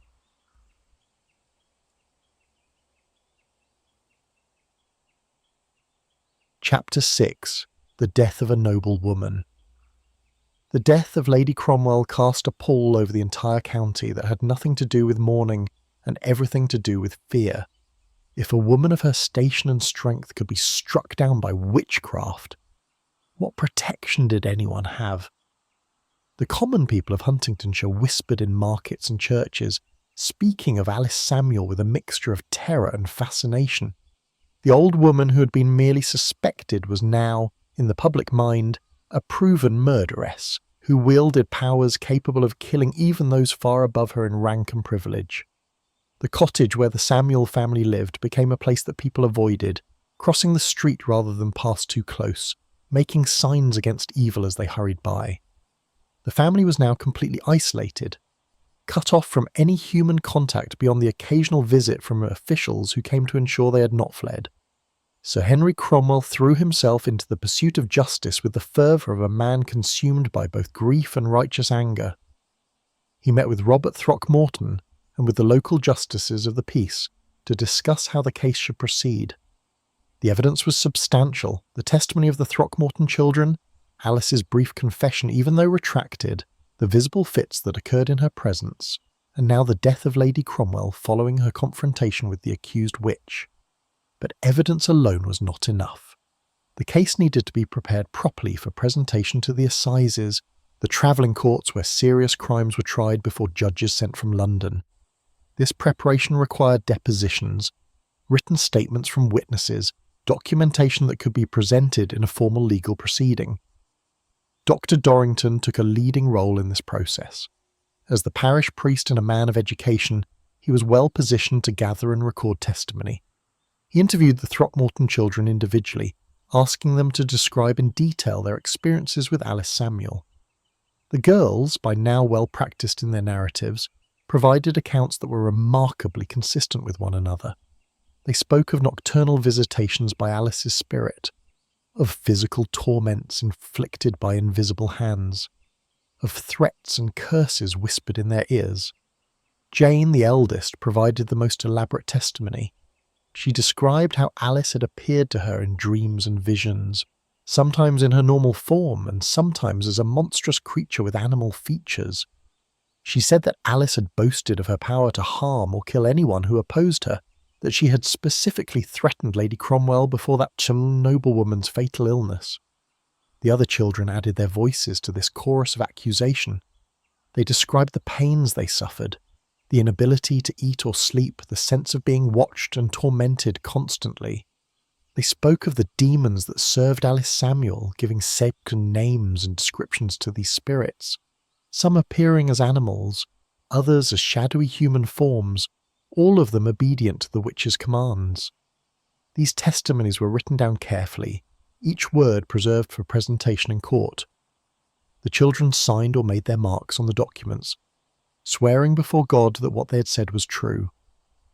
The weight of their combined testimony was formidable, a mountain of evidence that any defence would struggle to overcome. But the prosecution sought more than just the children's word. They wanted physical evidence, tangible proof that could be presented to judges and jury. Searches were conducted of Alice Samuel's cottage, looking for the implements of witchcraft that popular belief said every witch possessed. The searchers found little of significance, a few herbs hanging from the rafters to dry, some odd stones that Alice had collected for reasons she could not clearly explain, a crude doll made of rags that might or might not have been intended for malevolent purposes. These items were seized and catalogued as potential evidence. In the context of a witchcraft trial, even the most innocent objects could be reinterpreted as tools of dark magic.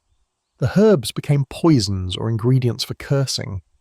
The stones became charms. The doll became a poppet used for sympathetic magic to harm victims at a distance. Alice Samuel herself was subjected to a search of a more intimate and humiliating nature. There was a belief, codified in the witch-hunting manuals of the period, that witches bore physical marks where the devil had touched them or where their familiar spirits suckled. These marks, called witches' marks or devil's marks, were said to be insensitive to pain and would not bleed when pricked. The search for such marks was typically conducted by women appointed by the court, matrons of supposed respectability who would strip the accused and examine every inch of their body. Alice Samuel was subjected to this ordeal, forced to stand naked while strange women prodded and pinched her aged flesh, looking for any blemish or mole that might be interpreted as supernatural in origin. The searchers found what they were looking for, because in truth they could hardly have failed to find it. An elderly woman's body bore the marks of 7 decades of life. Scars from old injuries, moles and warts, discolorations of the skin, lumps and irregularities that age and poverty and hard labour had inscribed upon her flesh. Several of these were identified as potential witches' marks. One in particular, a small growth beneath her arm, was declared suspicious. When pricked with a pin, Alice cried out in pain, but the searchers concluded that her reaction was feigned, that the mark had not bled as it should have, that this was indeed evidence of her compact with the devil. The examination was recorded in a written report, complete with descriptions of the marks and the professional opinions of the searchers. This document would be added to the growing pile of evidence that the prosecution was assembling. Agnes Samuel and John Samuel were not exempted from suspicion. The belief in witchcraft included the idea that such powers could run in families, that daughters learned dark arts from mothers, that husbands and wives shared in their evil practices. Agnes was questioned extensively about her mother's behaviour, about whether she had witnessed anything suspicious, about whether she herself had been taught or had practised witchcraft. John was interrogated about his knowledge of his wife's activities, about whether he had benefited from her supposed powers, about whether he had participated in any rituals or ceremonies. Both maintained their innocence and their mother's innocence, but their denials carried little weight. They were placed under the same restrictions as Alice, forbidden to leave the village, required to present themselves for questioning whenever summoned. The pressure on the Samuel family was relentless and multifaceted. Beyond the legal proceedings, there was economic starvation. No one would give them work or sell them food except at extortionate prices. There was social isolation, no friendly word, no gesture of support, nothing but hostile stares and muttered curses. There was psychological torment, the constant fear of what was coming, the knowledge that the machinery of justice was grinding toward an inevitable conclusion. John Samuel, already elderly and frail, began to deteriorate rapidly under this pressure. He developed a cough that would not leave him, his body wasting away as surely as if he had been cursed himself. Agnes tried to care for both her parents while dealing with her own terror and despair, and Alice, at the centre of it all, seemed to retreat inward, speaking less, eating less, her eyes taking on a hollow quality that suggested her spirit had already begun to depart from her body. Meanwhile, at the Throckmorton manor, the children showed signs of improvement. This too was noted as evidence. If their afflictions eased as the investigation progressed, as pressure mounted on Alice Samuel, did this not prove that she was indeed the source of their suffering and that her power was being broken by the forces of godly justice? Jane, who had been the most severely affected, began to have longer periods without fits. She regained some weight, some colour in her face. Her sisters followed similar patterns of recovery. Dr. Dorrington preached a sermon giving thanks to God for protecting the children and for exposing the evil that had threatened them. The congregation listened with satisfaction, believing that justice was being served, that the proper order was being restored. Yet there were those who harboured doubts, though they dared not speak them openly. Some of the servants in the Throckmorton household had known Alice Samuel for years and could not reconcile the harmless old woman they remembered with the powerful witch of the accusations. Some of the villagers remembered kindnesses Alice had shown, small acts of charity or assistance that seemed incompatible with a heart devoted to evil. But these doubts had no place in the narrative that was hardening into accepted truth. To question the children's testimony was to accuse them of lying, which seemed unthinkable. To question the reality of witchcraft was to question scripture and church teaching, which was dangerous. To suggest that Alice Samuel was innocent was to imply that Lady Cromwell had died of natural causes, which her grieving husband would not tolerate. The doubters kept their silence, and the case moved forward. By the summer of 1590, the preparation for trial was nearly complete. The depositions had been taken, the evidence had been gathered, the charges had been formally laid. Alice Samuel, Agnes Samuel, and John Samuel were all to be charged with witchcraft and murder through magical means.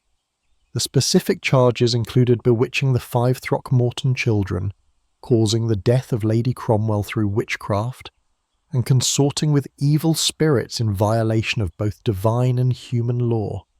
The penalty for these crimes, if proven, was death by hanging. There would be no mercy, no mitigation based on age or previous good character, no possibility of a lesser punishment. The law was clear, and those who administered it were determined to see it enforced. The date was set for the trial to be held at the next assizes in Huntingdon.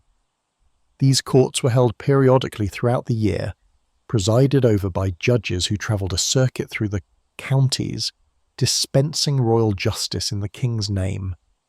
The judge assigned to the case would be someone of legal training and experience, someone empowered to hear evidence, direct a jury, and pass sentence.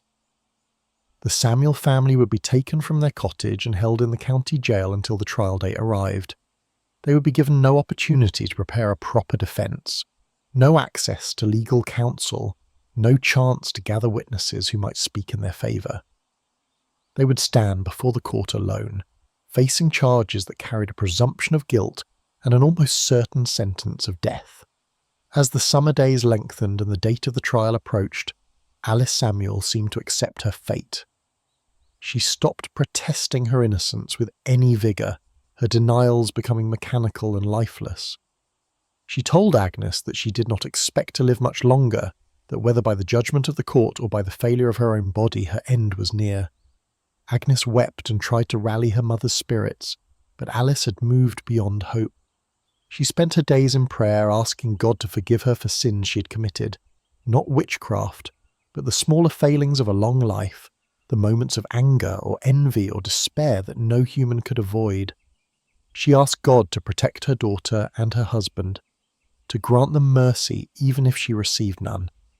And she waited, as summer turned toward autumn, for the day when she would be taken from her cottage and brought before the judgment of men who had already decided she must die.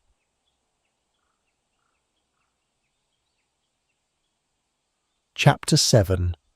The Confession Extracted.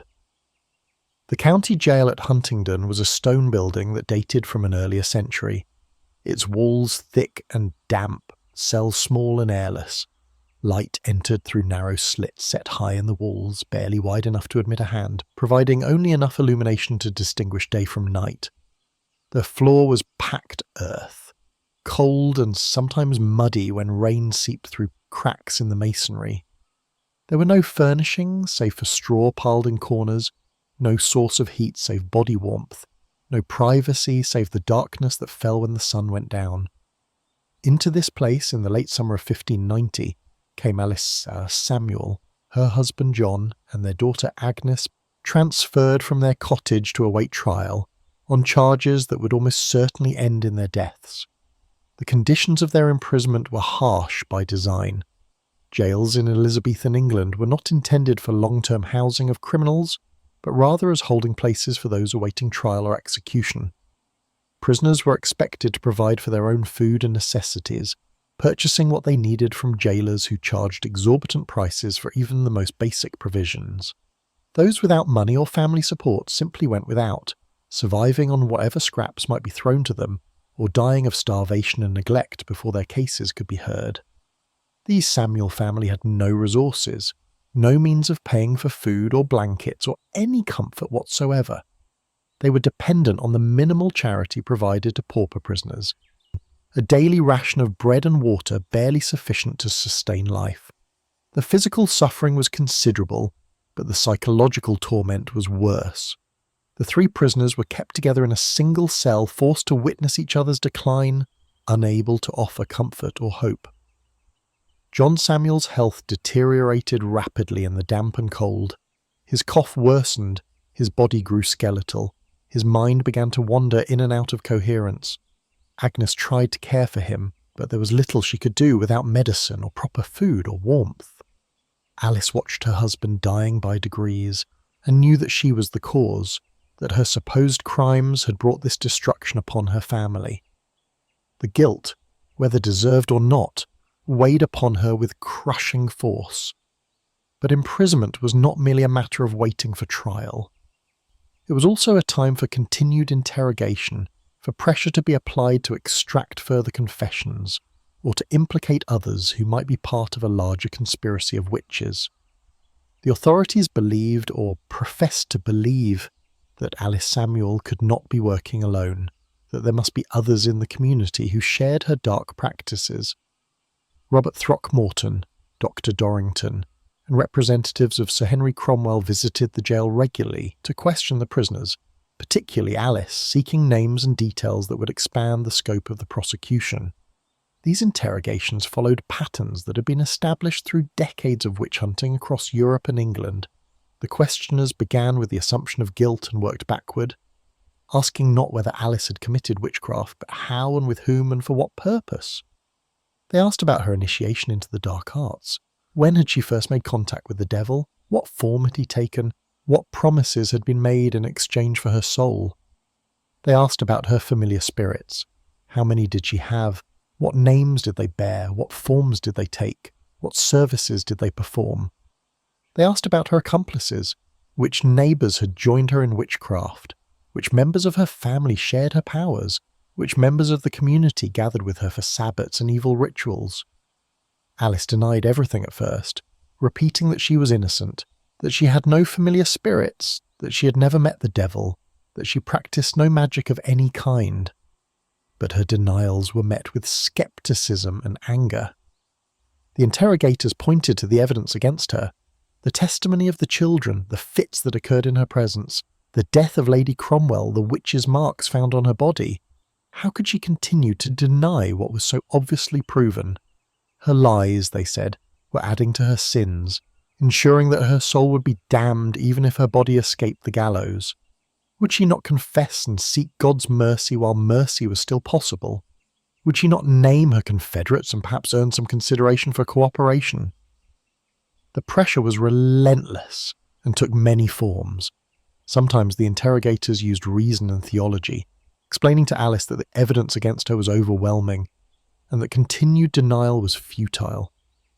Sometimes they used threats, describing in detail what would happen at her execution, how she would be led to the gallows, how the rope would be placed around her neck, how she would strangle slowly while crowds watched. Sometimes they used promises, suggesting that if she confessed and showed remorse, her punishment might be mitigated, though in truth no such mitigation was possible under the law. And sometimes they simply wore her down through exhaustion, questioning her for hours until her mind was foggy and her resistance crumbled. Agnes and John were interrogated as well, though with somewhat different purposes. The questioners wanted Agnes to testify against her mother, to provide details of Alice's witchcraft that only a daughter would know. They pressed her to remember strange behaviours, unusual visitors to the cottage, conversations that might have revealed Alice's true nature. Agnes refused to cooperate, insisting that her mother was innocent, that there was nothing to remember because nothing had ever happened. Her loyalty was admirable, but also counted against her. If she would not help expose her mother, perhaps it was because she too was guilty, because she too had learned and practiced the dark arts. The suggestion was made that Agnes herself might be charged as a witch, that she might join her mother on the gallows unless she began to tell the truth. John Samuel in his declining state was perhaps the easiest to manipulate. His mind was failing along with his body, and the interrogators exploited this weakness. They told him that his wife had already confessed, that Agnes had implicated him, that his only hope of salvation was to acknowledge his own guilt and beg forgiveness from God and the court. In his confusion and fear, John made statements that the interrogators interpreted as admissions of guilt. He spoke of times when Alice had seemed to know things she should not have known, of instances when her predictions had come true, of occasions when she had muttered words that might have been curses or spells. These vague and confused statements were recorded as evidence, treated as confessions even though they proved nothing, except that an old man's mind was breaking under intolerable strain. The breakthrough, if it could be called that, came in early autumn when the pressure finally shattered Alice Samuel's resistance. The exact circumstances are unclear in the surviving records, but what is known is that Alice made another confession, this one more detailed and more damning than the brief admission she had made months earlier at the Throckmorton manor. She confessed to being a witch. She confessed to making a pact with the devil. She confessed to receiving familiar spirits that served her will. She confessed to using these spirits to torment the Throckmorton children. And most significantly, she confessed to causing the death of Lady Cromwell through witchcraft, sending her demons to strike down the noblemen who had dared to oppose her. The confession was everything the prosecution had hoped for. It provided a narrative that explained all the evidence, that confirmed the testimonies of the children, that justified the year of investigation and imprisonment. Alice signed the confession, or made her mark upon it, witnessed by the interrogators who had extracted it, and in the wake of her confession she implicated her family. Whether she did this voluntarily or under continued pressure is impossible to know, but the records show that Alice named both Agnes and John as participants in her witchcraft. She said that Agnes had learned the dark arts from her, and had her own familiar spirits. She said that John had known of her practices and had benefited from them, accepting the devil's gifts even if he did not actively practice magic himself. Agnes was confronted with her mother's accusations and initially denied them with desperate fervour. But the interrogators now had Alice's confession to use against her, and they deployed it with devastating effect. They told Agnes that her mother had already condemned her, that there was no point in continued denial, that confession and repentance were her only hope. They reminded her that the penalty for witchcraft was death, but suggested, falsely, that cooperation might earn mercy. Under this pressure, exhausted and terrified, and watching her mother waste away in the cell they shared, Agnes eventually confessed as well. She admitted to being taught witchcraft by Alice. She admitted to having familiar spirits of her own. She admitted to participating in the tormenting of the Throckmorton children, though she claimed to have done so only at her mother's insistence and against her own will. John Samuel, barely conscious and unable to mount any coherent defence, was recorded as having confessed through his earlier confused statements. The interrogators declared that he had admitted knowledge of the witchcraft practiced by his wife and daughter, that he had benefited from their evil powers, and that his failure to report them to authorities made him complicit in their crimes. Whether John understood what was being said about him, or what his words were being interpreted to mean, is doubtful. He lay on the straw of the prison cell, coughing blood, fading in and out of awareness, already more dead than alive. With confessions secured from all three members of the Samuel family, the prosecution's case was complete. The trial could now proceed with confidence in its outcome. The confessions would be presented as the centrepiece of the evidence, supported by the testimony of the Throckmorton children, the death of Lady Cromwell, the physical evidence found in the cottage and on Alice's body, and the general belief in witchcraft that permeated the society. No defence could overcome such a weight of evidence, especially when the accused themselves had admitted their guilt. The Samuel family had sealed their own fate with words spoken under duress, extracted through psychological torture, preserved in documents that would be read aloud in court to justify their execution. As autumn deepened and the date of the trial approached, the three prisoners waited in their cell with nothing left but prayers and resignation. Alice had confessed to crimes she had not committed, sacrificing truth in a desperate hope that somehow cooperation might ease the suffering of her family or bring a quicker end to the nightmare. Agnes had confessed to protect herself, or perhaps simply because she could no longer endure the pressure. John was beyond confession or denial, beyond anything except the slow approach of death. The cell was cold, and growing colder as winter neared. The straw was damp and foul, the bread was mouldy and the water brackish. And in that darkness, the Samuel family awaited the judgment that would be pronounced in a courtroom where their voices would barely be heard and their fates would already be decided before the proceedings even began. Chapter 8. The Trial at Huntingdon. The assizes came to Huntingdon in the spring of 1593, nearly 4 years after the first accusations had been made against Alice Samuel. The delay was not unusual. The circuit courts travelled on schedules determined by the availability of judges and the accumulation of cases serious enough to require their attention. During those years of waiting, the Samuel family had remained imprisoned, their health declining, although their spirits broken by the grinding misery of jail and the certainty of what awaited them. John Samuel had died in his cell during the winter of 1591, his body finally surrendering to the conditions that had slowly destroyed it. His death was recorded without ceremony, his body buried in an unmarked grave reserved for criminals and paupers. Alice and Agnes were left alone to face the trial that would determine whether they would join him in death. The courthouse at Huntingdon was a stone building that served multiple civic functions, its great hall transformed during the assizes into a space of solemn judgment. The bench where the judge would sit was raised on a platform, elevated above the common floor to emphasise the authority and dignity of royal justice. Below the bench were tables for the clerk and the prosecuting attorneys, men learned in law who would present the Crown's case. To one side was the jury box, where 12 men of property would sit to hear evidence and render verdict. And at the centre, exposed and vulnerable, stood the dock where the accused would be placed to face their accusers and answer the charges against them. The judge assigned to the case was Sir Edward Fenner, a man of considerable legal experience who had served as a justice for many years. He arrived in Huntingdon with his retinue, taking lodging appropriate to his station, preparing to hear the cases that had accumulated in the county since the last assizes. The trial of Alice Samuel and Agnes Samuel was among the most anticipated, its story having spread throughout the region during the years of investigation and imprisonment. The courtroom was filled to capacity on the morning the trial began, with spectators crowding every available space and standing against the walls, pressing close to witness what everyone expected would be a dramatic confrontation between godly justice and diabolical evil. Alice Samuel and Agnes Samuel were brought from their cells and led into the courtroom in chains. The years of imprisonment had transformed them into figures barely recognisable as the women who had been arrested.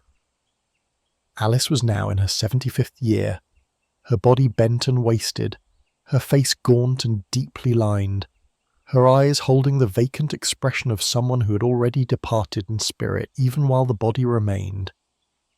Agnes, who had once been a woman in the prime of life, now appeared decades older, her hair gone grey, her posture stooped, her clothing hanging loose on a frame that had lost flesh to hunger and despair. They were placed in the dock and made to stand throughout the proceedings, no chairs provided for their comfort, no consideration given to their weakened state. The charges were read aloud by the clerk, his voice carrying through the silent courtroom with formal precision. Alice Samuel and Agnes Samuel were accused of witchcraft, of consorting with evil spirits, of making pacts with the devil, of tormenting and bewitching 5 daughters of Robert Throckmorton, and of causing through magical means the death of Lady Elizabeth Cromwell. Each charge was detailed with reference to specific dates and circumstances, building a narrative of systematic malevolence that spanned years. The accused were asked how they pleaded. Alice and Agnes, prompted by the court officials and too exhausted to offer resistance, pleaded guilty as they had been instructed to do. Their confessions, extracted years earlier in the prison, had already determined this outcome. A plea of not guilty would have been meaningless at this stage, a futile gesture that would only prolong proceedings whose conclusion was foregone. With the pleas entered, the trial moved to the presentation of evidence. The prosecution, though it barely needed to make its case given the confessions were already on record, nevertheless proceeded to lay out the full scope of the accusations. The first witnesses called were the Throckmorton children, now somewhat older than when their afflictions had begun, but still willing and able to testify about their experiences. Jane Throckmorton, the eldest, took her place before the court and recounted in detail the torment she had suffered. She described the fits and convulsions, the sense of being choked and strangled by invisible hands, the visions of Alice Samuel that had haunted her days and nights. She testified that these afflictions had ceased only after Alice's imprisonment, that she had been free of symptoms for years now, proving that the old woman had indeed been the source of her suffering. Her sisters followed in turn, each adding their voice to the chorus of accusation. They spoke of shared experiences, of nights when they had all been tormented simultaneously, of times when they had seen the same apparitions and heard the same threatening voices. Their testimonies were consistent with one another, and with the depositions they had given years earlier, a consistency that the prosecution presented as proof of truth, rather than as evidence of rehearsed narrative. The jury listened with grave attention, many of them already familiar with the story, but hearing it now with the weight of sworn testimony in a court of law. The spectators listened in rapt silence, some weeping at the description of the children's suffering, others murmuring prayers or curses against the accused. Dr. Dorrington was called to testify about his pastoral involvement in the case. He described his visits to the Throckmorton manor, the prayers and spiritual remedies he had attempted, the demonic manifestations he had witnessed. He testified that in his professional opinion as a clergyman trained in theology, the afflictions were supernatural in origin and could only be explained by witchcraft. He described the spirits that had spoken through the children's mouths, giving their names and describing their behaviours, presenting this as evidence of demonic possession orchestrated by Alice Samuel. His testimony carried particular weight given his education and his status as a man of God, someone whose word on spiritual matters was considered authoritative. Robert Throckmorton himself took the stand, describing the devastation that had been wrought upon his household. He spoke of the fear and helplessness he had felt watching his daughters suffer, of the expense and effort involved in seeking remedies, of the social and emotional toll the ordeal had taken on his entire family. He testified about Alice Samuel's visits to his manor, about the violent reactions the children had shown in her presence, about the confession she had made before him and other witnesses. His testimony painted a picture of a respectable Christian family, attacked without provocation by a malevolent witch who harboured some inexplicable grudge or who served evil for its own sake. The death of Lady Cromwell was addressed through testimony from her household servants and from Sir Henry Cromwell himself. They described her visit to the Throckmorton manor, her confrontation with Alice Samuel, her cutting of the witch's hair. They testified about her subsequent illness, the sudden onset of symptoms, the rapid decline that no physician could halt, and her death within weeks of encountering the accused.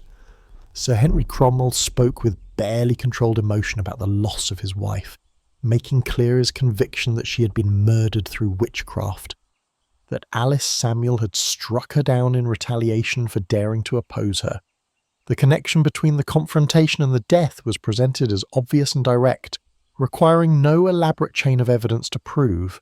The physical evidence was displayed for the jury's inspection, the items found in Alice Samuel's cottage that had been interpreted as tools of witchcraft, the written depositions with the marks and signatures of witnesses, and the report of the body search that had found the supposed witch's marks on Alice's flesh. Each piece of evidence was explained by the prosecution, its significance elaborated, its meaning made clear in the context of the larger narrative. The herbs were poisons, the stones were charms, the cloth doll was a poppet used for cursing.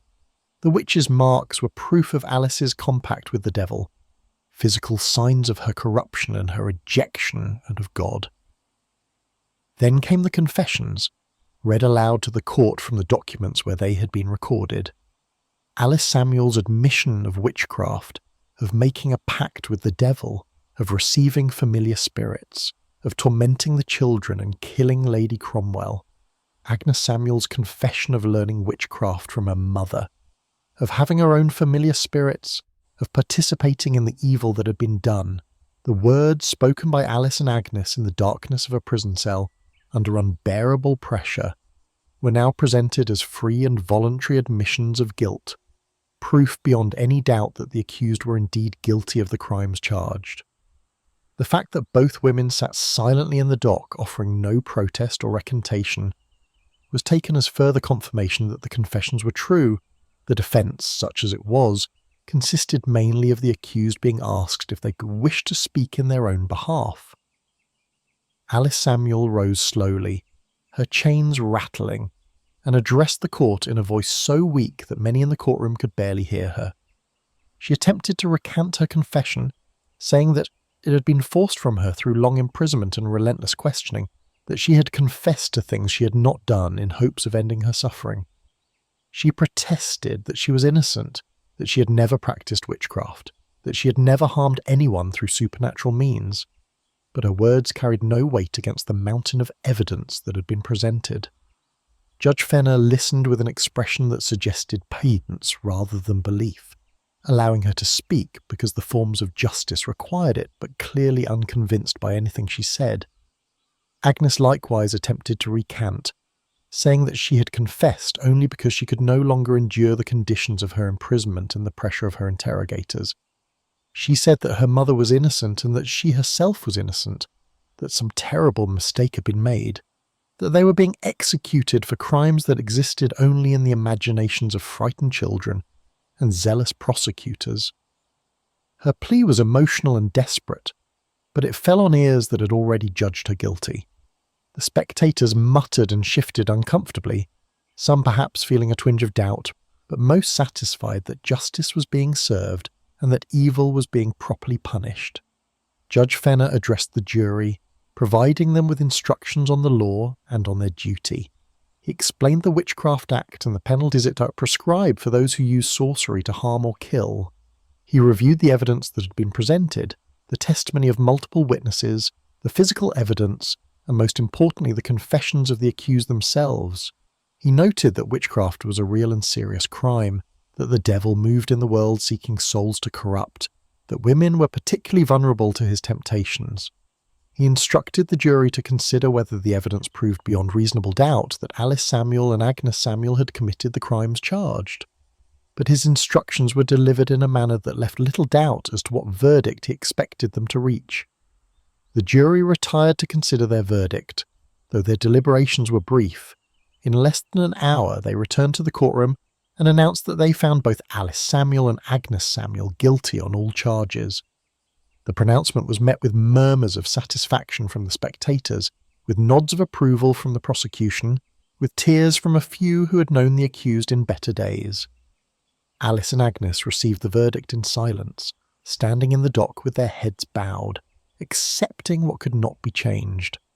They had been convicted of witchcraft and murder, and under the law there was only one possible sentence. Judge Fenner pronounced sentence with the gravity appropriate to the occasion. Alice Samuel and Agnes Samuel were to be taken from the court to the place of execution and there hanged by the neck until dead. Their bodies were to be buried in unhallowed ground, denied Christian burial because of the nature of their crimes. Their property, what little of it existed, was forfeit to the crown.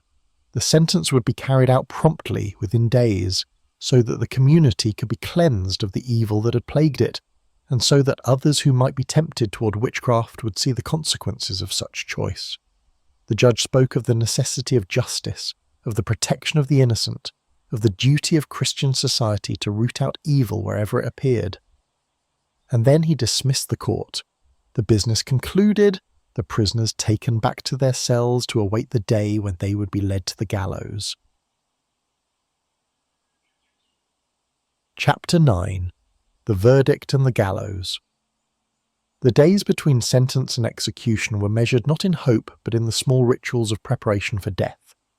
Alice Samuel and Agnes Samuel were returned to their cell, but the atmosphere had changed now that the formality of conviction had been completed. There was no longer any pretense of investigation or any need for further interrogation. They were simply condemned prisoners awaiting the carrying out of a sentence that had been pronounced with the full authority of law and crown. The jailers, who had perhaps shown some small measure of humanity during the long years of imprisonment, now treated them with the cold efficiency reserved for those already counted among the dead. A clergyman came to the cell, not Dr. Dorrington, but another minister whose duty it was to prepare condemned prisoners for their final moments. He came with Bible and prayer book, with words about repentance and salvation, with the hope that even witches might find mercy from God if they confessed fully and begged forgiveness in their last hours. He urged Alice and Agnes to think upon their souls, to acknowledge their sins without reservation, to die in a state of grace if such a thing were possible for those who had trafficked with the devil. Alice listened with the patience of exhaustion, praying with him when he prayed, responding to his prompts with the words expected of her. Whether she found any comfort in these ministrations or whether they were simply another torment to be endured is impossible to know. Agnes was less compliant. She continued to insist on her innocence and her mother's innocence, telling the minister that they were dying for crimes they had not committed, that their confessions had been false, that God knew the truth even if men did not. The minister responded with stern admonitions about pride and the danger of dying unrepentant. He warned that if she persisted in denying her guilt, her soul would be condemned to eternal torment, that the flames of hell awaited those who refused to acknowledge their sins. Agnes fell silent under this assault, but did not recant her claims of innocence. She had lived through years of false accusations and forced confessions, and at the end she clung to truth even though it brought her no earthly benefit. The execution was scheduled for a market day, when the town would be full of people and the lesson of the hanging could be witnessed by the largest possible audience. Execution served multiple purposes in Elizabethan England: punishment for the condemned, deterrent for potential criminals, entertainment for the masses, and public affirmation of social order and moral authority. The scaffold had been erected in the market square of Huntingdon, a raised platform with a crossbeam from which the ropes would hang. It was a permanent structure, used regularly for the administration of capital punishment, its wood stained dark by weather and by the blood of those who had died upon it. The morning of the execution dawned cold and grey, with clouds hanging low over the town and a wind that cut through clothing and chilled the bones. Alice and Agnes were awakened before dawn, given a final meal that neither could eat, and allowed a few moments for private prayer. Then they were brought out of their cell, their chains removed and replaced with ropes that bound their hands before them. They were placed in a cart that would carry them through the streets to the place of execution, a traditional procession that allowed the condemned to be seen by the community and to serve as object lessons in the consequences of sin and crime. The cart moved slowly through the narrow streets of Huntingdon, preceded by officials and followed by crowds. People lined the route, some jeering and throwing refuse at the condemned women, others watching in solemn silence, a few weeping for reasons they might not have been able to articulate. Alice and Agnes sat in the cart, swaying with its movement, their faces pale and drawn, their eyes fixed on nothing, or perhaps on some internal landscape visible only to them. The journey from jail to scaffold was not long in physical distance, but must have seemed endless, each moment stretching out, each breath drawn in the knowledge that breath itself would soon cease. They arrived at the market square to find it packed with spectators. Hundreds had gathered, perhaps thousands, men and women, young and old, rich and poor, all drawn by the spectacle of execution and by the particular interest in seeing witches hanged.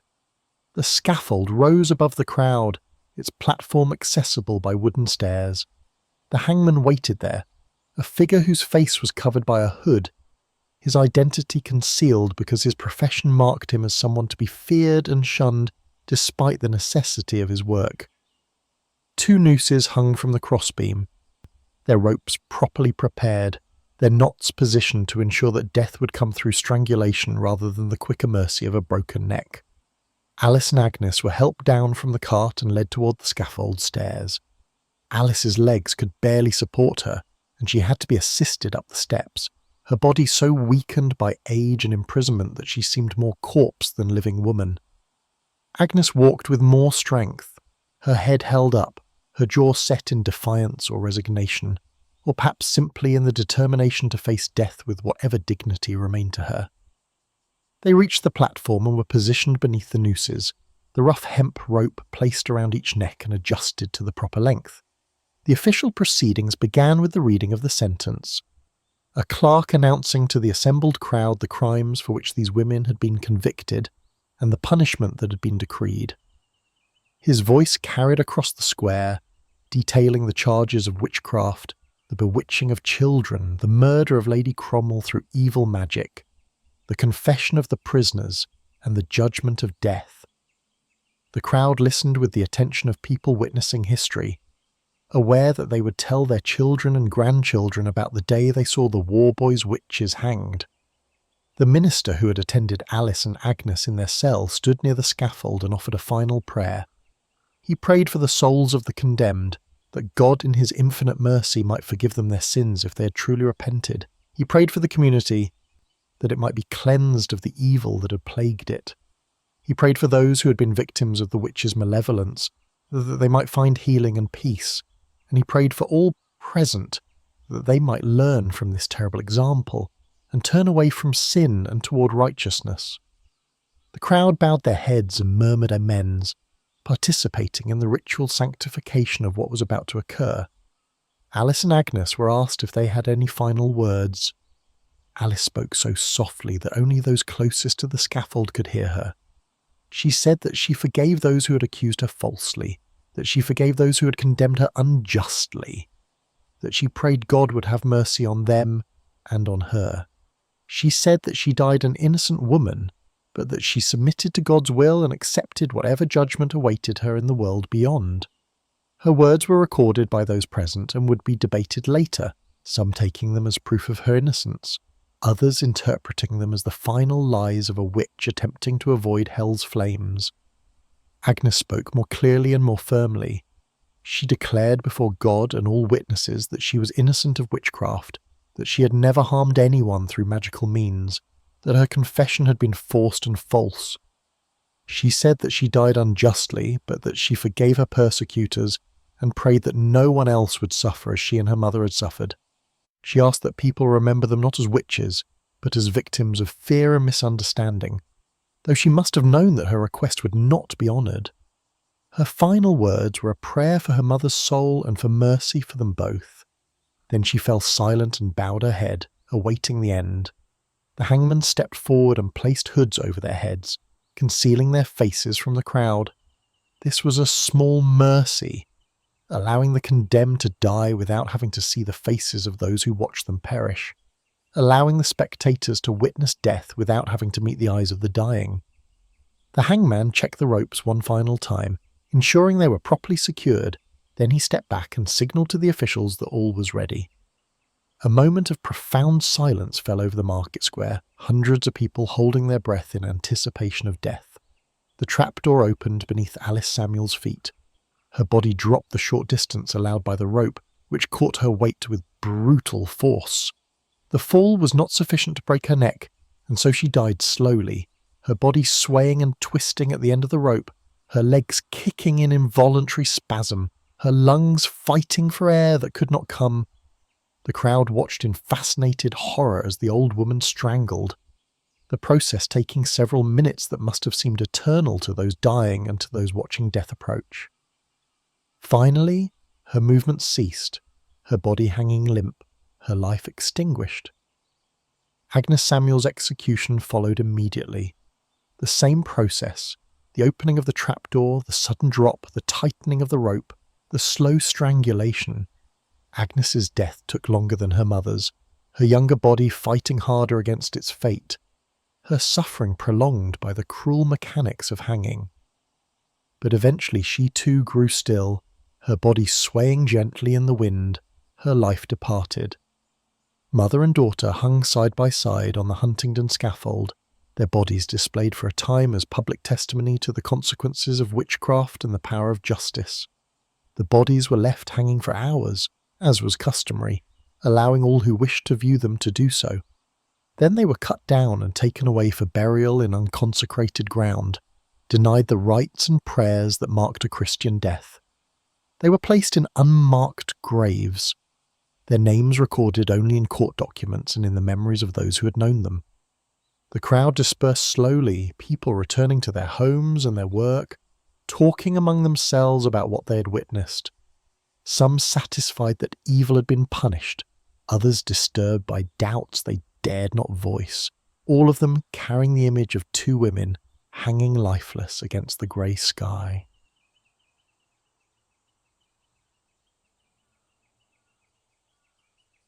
Chapter 10. The Silence. After the execution of Alice Samuel and Agnes, Samuel marked the formal conclusion of the Warboys Witch Trial, but the effects of what had happened continued to ripple outward through the community and through time. The Throckmorton children, freed at last from their years of affliction, recovered fully and went on to live normal lives. Jane, the eldest, eventually married and bore children of her own. Her sisters likewise found husbands and established households, their traumatic childhood gradually fading into the past, though never entirely forgotten. They did not speak publicly about their experiences in later years, and the surviving records give no indication of whether they ever expressed doubt about the accusations they had made or the death their testimony had caused. Robert Throckmorton continued as a respected gentleman in Huntingdonshire, his household restored to normalcy, his family's ordeal transformed into a narrative of godly triumph over evil. Dr. Dorrington remained as parish priest, his role in the case apparently enhancing rather than damaging his reputation. He had been instrumental in exposing witchcraft and bringing malefactors to justice, and this was seen as evidence of his spiritual discernment and his dedication to protecting his flock.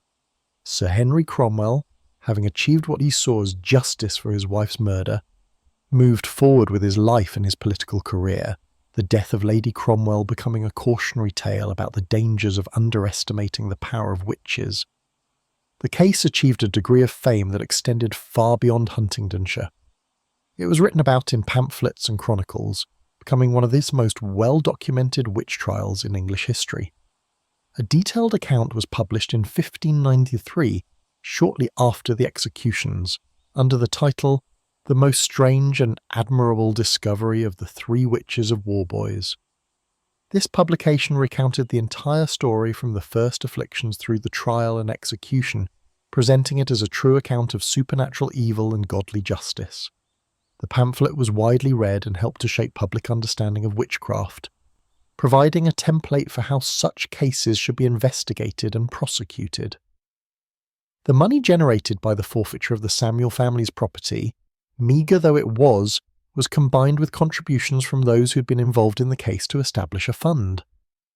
This money was used to endow an annual sermon at Queen's College in Cambridge, where a preacher would discourse on the dangers of witchcraft and the importance of vigilance against the devil's servants. The sermon was delivered for many years, keeping the memory of the Warboys case alive and using it as an educational tool for new generations of clergy and students. The case thus became not merely a historical event, but an ongoing lesson, its details preserved and repeated to warn against the dangers of trafficking with evil. Yet even as the official narrative celebrated the triumph of justice, there were those who harboured doubts. Some who had known Alice Samuel personally could not reconcile the harmless old woman they remembered with the powerful witch of the accusations. Some who understood the pressures of interrogation recognised that confessions extracted under such conditions were unreliable. Some who looked carefully at the evidence saw patterns that suggested the Throckmorton children's afflictions might have had natural rather than supernatural causes, hysteria, perhaps, or illness misunderstood, or even deliberate deception motivated by reasons that remained obscure. But these doubts were private and unspoken, dangerous to voice in a society that had committed itself to the reality of the witchcraft threat. The cottage where the Samuel family had lived stood empty for a time after the executions. No one wanted to occupy a dwelling that had housed witches, that might still be contaminated by evil or haunted by the spirits of those who had died unjustly. Eventually it was torn down, its materials salvaged and used elsewhere, the site left vacant. The physical traces of the Samuel family's existence were systematically erased from the landscape, as if their mere presence might corrupt the earth itself. Only memory remained, and memory proved to be selective and malleable, shaped by the needs of those who controlled the narrative. The village of Warboys itself returned to its normal rhythms, the cycle of planting and harvest, of births and deaths, of markets and holy days, and the countless small events that made up rural life. The sensational events of 1589 to 1593 faded into the background, becoming part of local history, a story told on winter evenings, a warning given to children about the consequences of sin and the reality of evil. New families moved into the area, people who had no direct memory of what had happened, but who grew up with the story as part of their cultural inheritance. The fields were tilled and the crops grew and the seasons turned, and gradually the immediate pain of what had occurred was dulled by time and distance. But the case left its mark on English legal and cultural history in ways that extended far beyond one small village. It became a precedent cited in subsequent witchcraft trials, an example of how such cases should be handled, what evidence should be considered credible, what procedures should be followed. The testimony of children was validated as reliable, the existence of witches' marks was confirmed as legitimate evidence. The reality of demonic possession and supernatural torment was affirmed by the authority of the courts. Dozens, if not hundreds of other accused witches would face trials influenced by the Warboys precedent, would be convicted on similar evidence, would die on gallows justified by the same logic that had killed Alice and Agnes Samuel. The witch-hunting fervour that had been growing in England and across Europe throughout the 16th century would continue into the 17th, reaching peaks of intensity that made the Warboys case seem almost modest by comparison.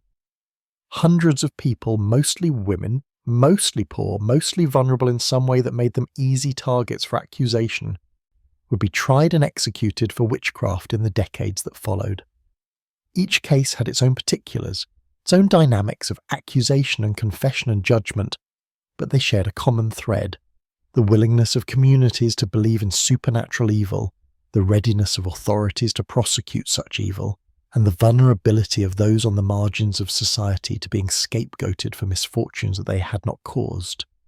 It would not be until the late 17th and early 18th centuries that the witch-hunting mania would begin to subside, as skepticism about the reality of witchcraft gained ground and as the legal standards for conviction became more rigorous.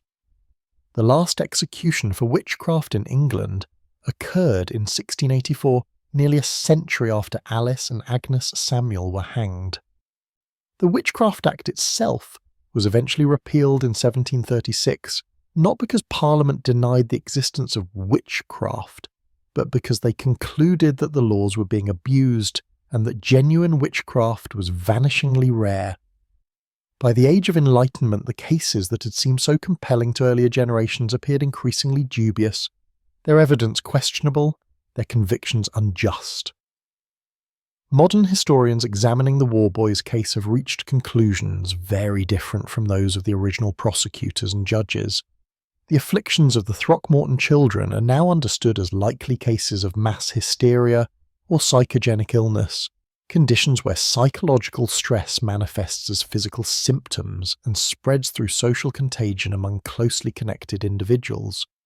The timing and nature of the fits, the way they responded to attention and suggestion, the patterns of escalation, all of these point to psychological rather than supernatural causes. The death of Lady Cromwell, rather than being evidence of witchcraft, was most likely the result of natural illness, the timing of which was coincidental rather than causally connected to her encounter with Alice Samuel. The confessions of Alice, Agnes and John Samuel are now recognised as classic examples of coerced admissions, extracted through techniques that any modern investigator would identify as psychologically abusive. Sleep deprivation, isolation, relentless questioning, threats, false promises, pressure applied over months and years until resistance crumbled. These methods produce false confessions reliably, causing innocent people to admit to crimes they did not commit simply to end their suffering. The confessions in the Warboys case prove nothing except that human beings can be broken by sustained psychological torture. The physical evidence, the supposed tools of witchcraft, the witch's marks on Alice's body, has been thoroughly debunked by the modern understanding. The items found in the Samuel cottage were ordinary household goods reinterpreted through the lens of superstition. The marks on Alice's body were natural features that every elderly person possesses, given sinister meaning by those determined to find evidence of guilt.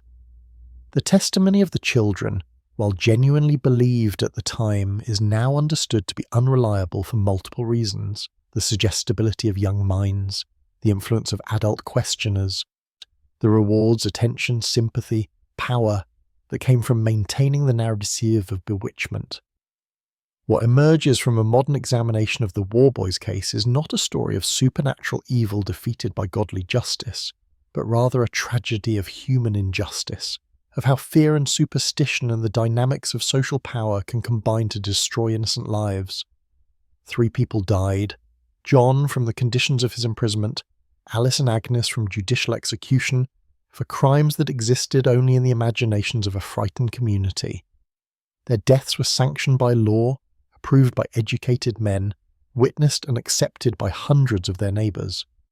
This was not an aberration, but rather a system functioning as designed, producing outcomes that seemed just and necessary to those who participated in the silence that fell over Warboys after the executions was not peace, but rather the quiet of a community that had committed an act it could not acknowledge as wrong.